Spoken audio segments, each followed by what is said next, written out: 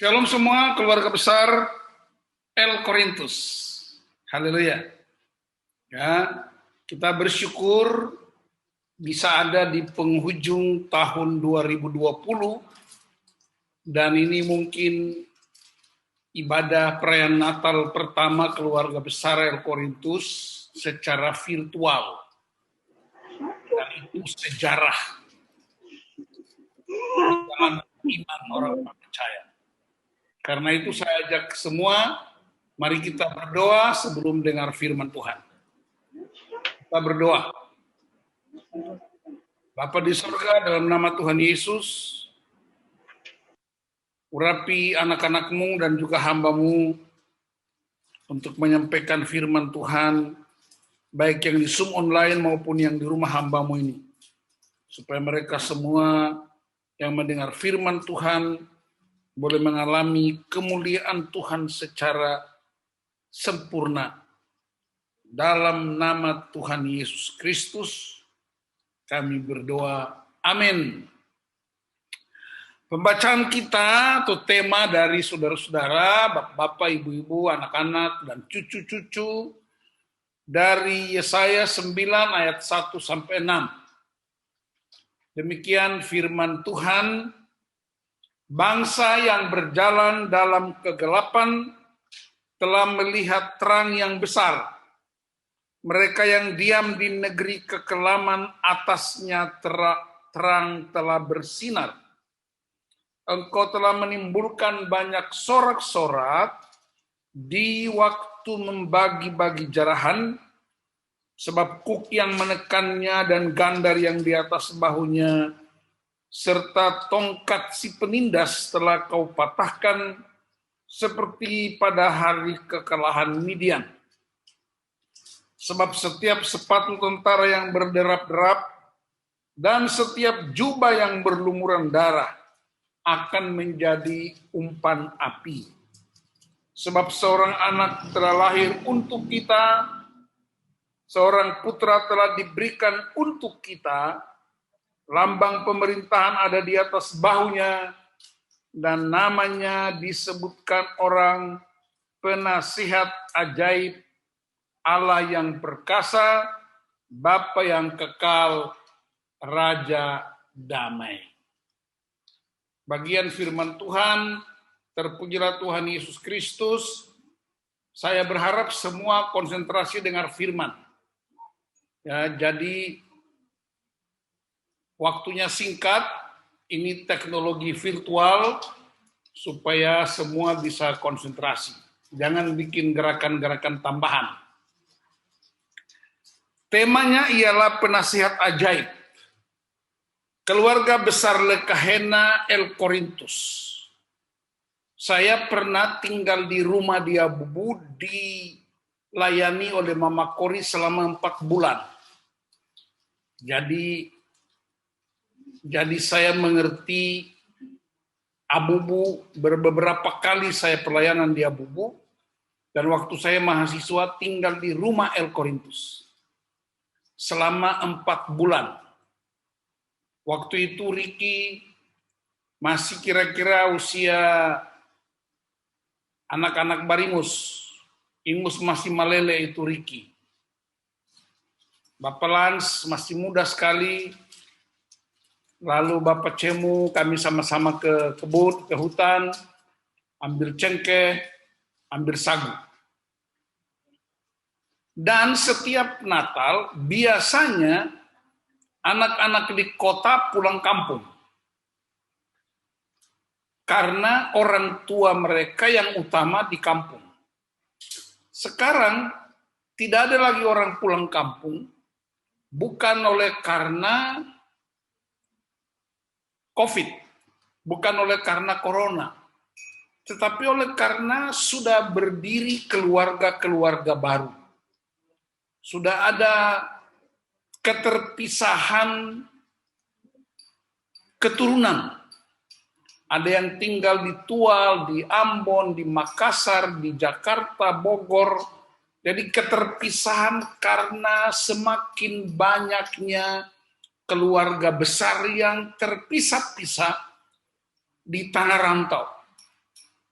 Dan karena itu perjumpaan-perjumpaan semacam ini menjadi sebuah kerinduan yang tidak bisa ditolak. Nah, Yesaya 9 menubuatkan tentang akan datangnya keselamatan, akan datangnya pertolongan, oleh karena orang Israel berada dalam tekanan-tekanan yang hebat. Dan karena itu tidak ada lagi yang diandalkan. Raja-raja sudah tidak bisa diandalkan. Ya, di zaman itu sudah ada bapak raja, tidak hanya sekarang. Bapak-bapak raja dulu itu sangat jahat. Bapak-bapak raja itu dulu mereka mengambil keuntungan dari rakyat. Ada tekanan-tekanan.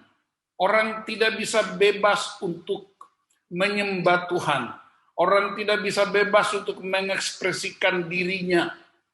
Karena ada banyak tekanan dari sejumlah penguasa. Lalu Nabi Yesaya itu dia orang abubu. Ya, dia family kahena. Yesaya datang bilang buat orang-orang Israel dan juga orang abubu di tanah rantau, jangan takut, nanti ada penasehat ajaib.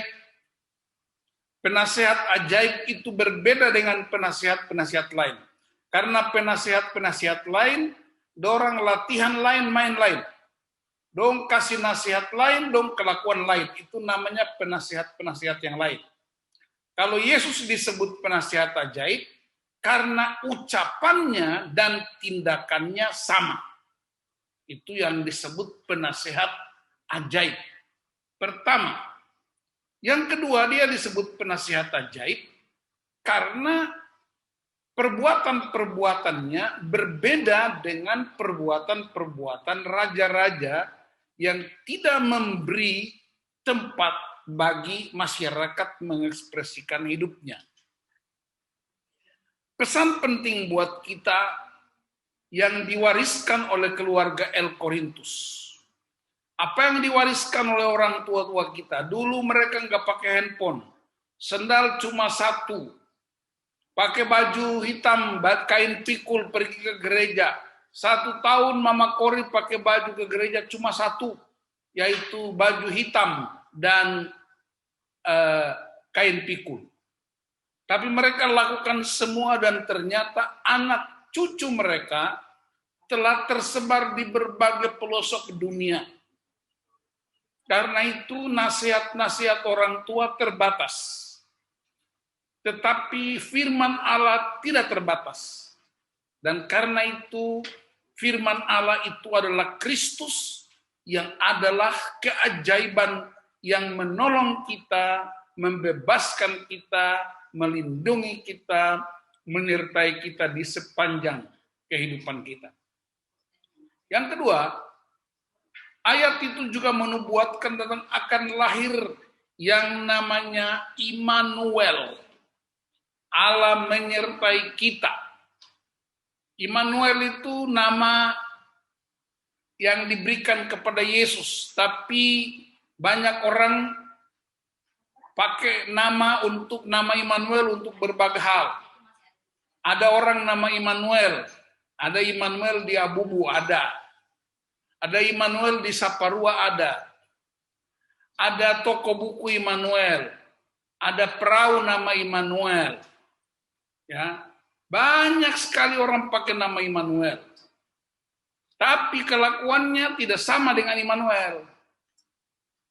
Ada betapun teman nama Immanuel, tapi dia pemabok siang malam. Padahal dia nama Immanuel. Nah, Immanuel itu nama yang diberikan Allah. Artinya Allah menyertai kita. Itu nama. Yang kedua, dia memberi jaminan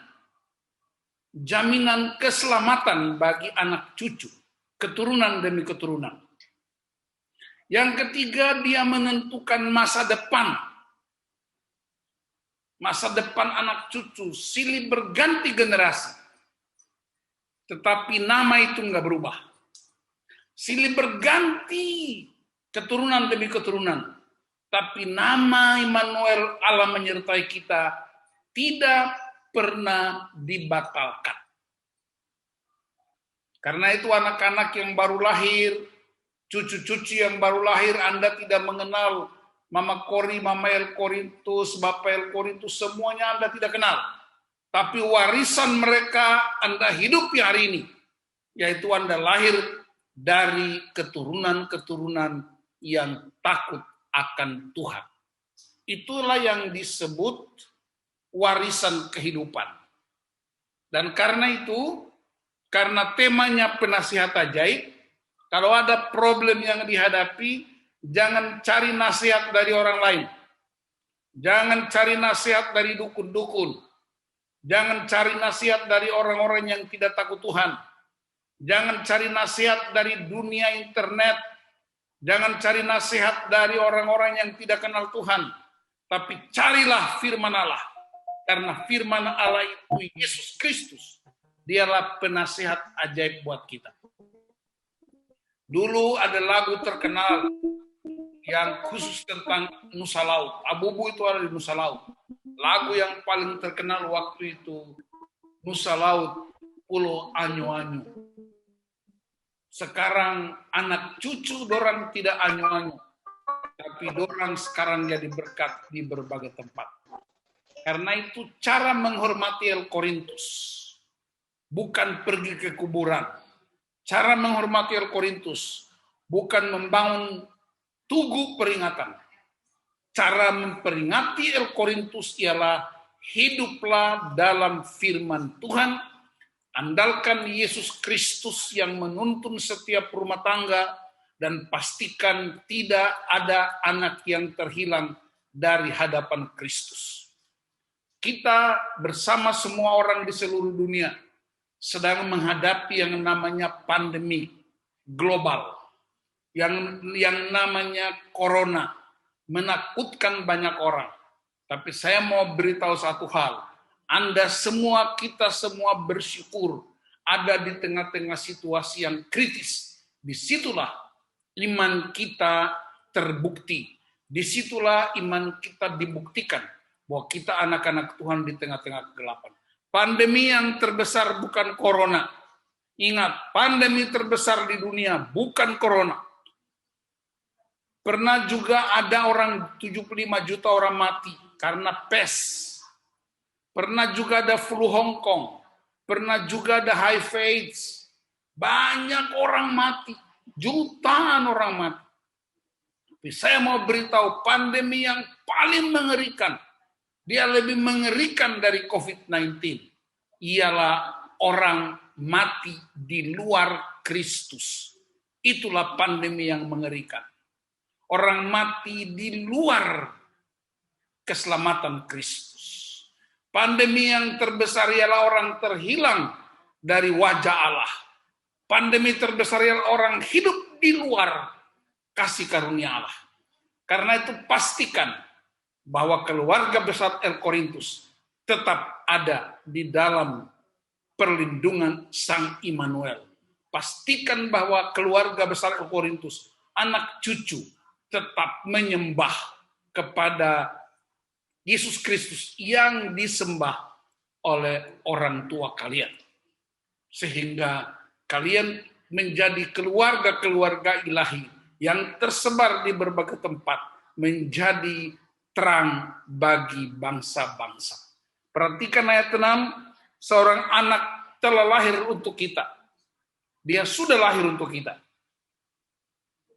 Dia putra yang diberikan untuk kita. Buat kita, bukan buat siapa-siapa. Buat kita, buat Anda dan saya.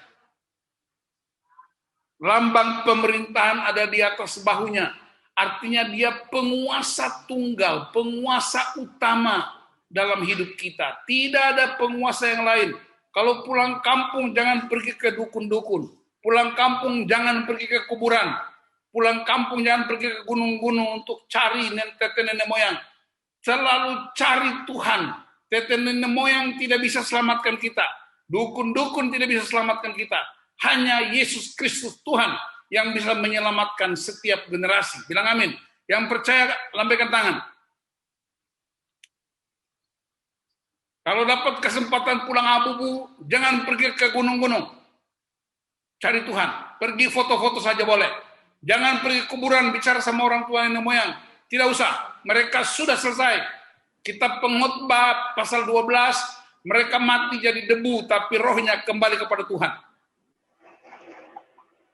Tapi cari Tuhan. Menyembah Kristus.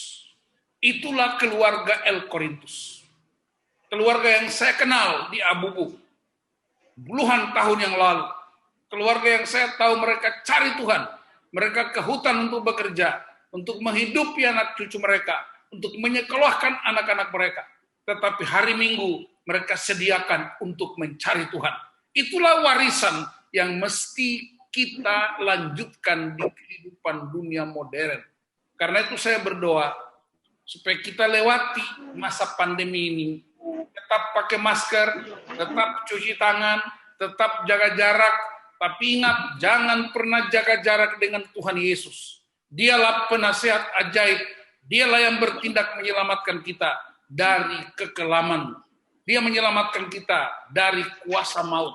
Dan karena itu, sekali lagi saya ingatkan, kita menghadapi pandemi dengan protokol manusia, tapi kita bisa mengalahkan pandemi maut hanya dengan kuasa Tuhan Yesus Kristus.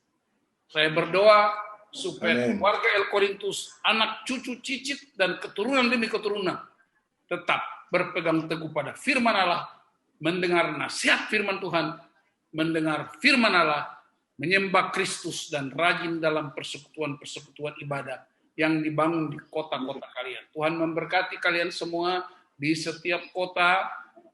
Saya terus kalian dalam doa-doa karena saya juga pernah merasakan tangan dari El Korintus di Abubu selama 4 bulan dan itu ikut membentuk kehidupan saya menjadi hamba Tuhan yang memberkati banyak orang.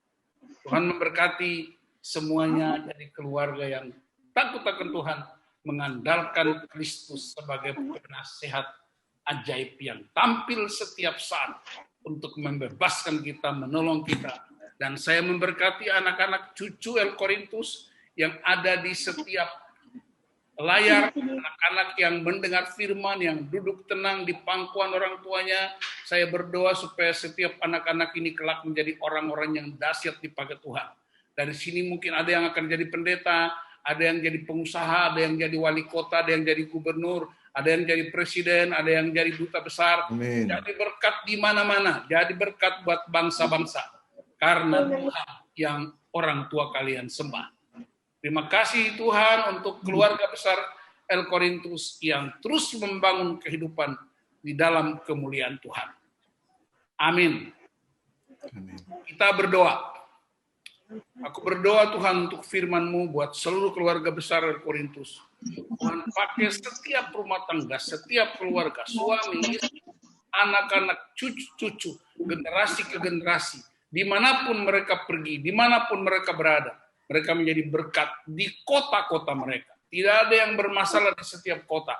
Kehadiran anak cucu El Korintus menjadi berkat di setiap kota di mana mereka ditempatkan. Di dalam nama Tuhan. Haleluya. Amin.